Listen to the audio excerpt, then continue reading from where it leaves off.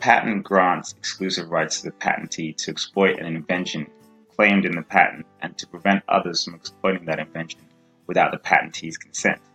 However, the ability to prevent others from supplying parts of the invention may sometimes provide a more meaningful commercial benefit.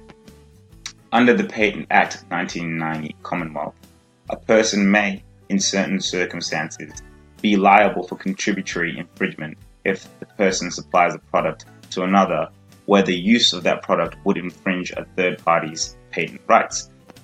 The contributory infringement provisions seek to balance the competing interests of protecting a patentee against infringement of the patent while allowing suppliers to freely trade their products in the marketplace, even where those products are or may be used by a third party to infringe a patent. Suppose that Ben supplies Cam with a kit of parts and instructions to assemble those parts into an iPad. Apple holds the patent for the iPad but not on the kit of parts. Therefore, Ben has not infringed the patented combination of parts that is the iPad, even though Cam could potentially do so. If Cam does assemble the iPad, Ben would likely be seen as contributing to the infringement indirectly. This is an example of how contributory infringement works. Section 117, subsection 1 of the Patents Act defines contributory infringement as if the use of a product by a person would infringe a patent, the supply of that product by one person to another is an infringement of the patent by the supplier unless the supplier is the patentee or the licensee.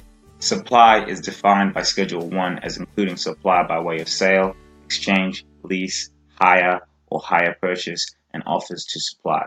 This means that Ben from the early example may be guilty of an indirect infringement of supply of products under this provision. Subsection 2 provides three categories of contributory infringement. The supply of a product is an infringement if the product is only capable of being used in an infringing manner, the product is not a staple commercial product, and the supplier had reason to believe the person to whom they supplied it would put it to an infringing use.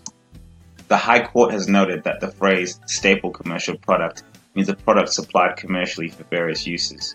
Thirdly, the supply is accompanied by an instruction, inducement, or advertisement that suggests an infringing use. Section 117 was introduced to combat the uncertainty surrounding the doctrine of contributory infringement under the common law. The purpose of this section was to impose liability on suppliers in certain situations. However, the application of this section, particularly in relation to method and process claims, remains uncertain.